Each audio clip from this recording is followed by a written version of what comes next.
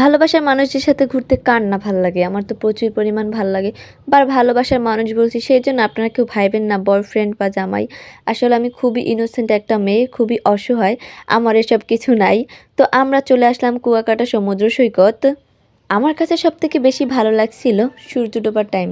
যখন সন্ধ্যা হয় তখন সূর্যটা ডোবে তখন খুব বেশি ভালো লাগে। তো আমরা ২ বোন মিলে একটু রিলস ভিডিও করে নিলাম। আপনারা আমাদের দেখে আবার ভাইবেন না যে আমাদের এত মিল। আবার নজরও দিয়েন না কেউ। আমাদের বাসায় অনেক বেশি পরিমাণ ঝগড়া লাগে।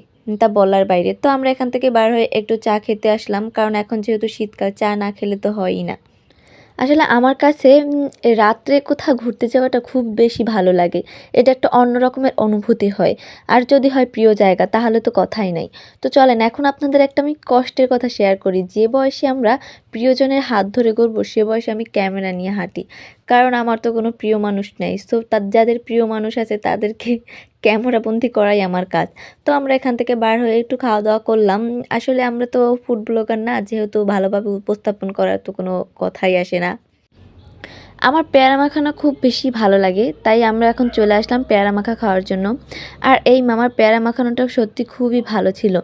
তো পেয়ারা মাখা খাওয়ার শেষে আমরা এখন চলে যাব একটু শুটকি মাছ কেনার জন্য, কারণ আমার আম্মু বলছিল যাতে তার জন্য শুটকি মাছ নিয়ে আসি। তো আমার বাজারে ঢুকে তো অবস্থা পুরাই খারাপ। আমি শুধু ভাবছি যে এখানে তারা সারাদিন বসে কিভাবে বিক্রি করে। আমার তো ৫ মিনিটই অবস্থা পুরা খারাপ হয়ে গেছে। হয়তো তাদের অভ্যাস হয়ে গেছে, বাট আমাদের তো খুব খারাপ অবস্থা। তো আমরা এখান থেকে কেনাকাটার পর চলে গেলাম। সো আজকের ভিডিও এই পর্যন্ত। সবাই ভালো থাকবেন। আল্লাহ হাফেজ।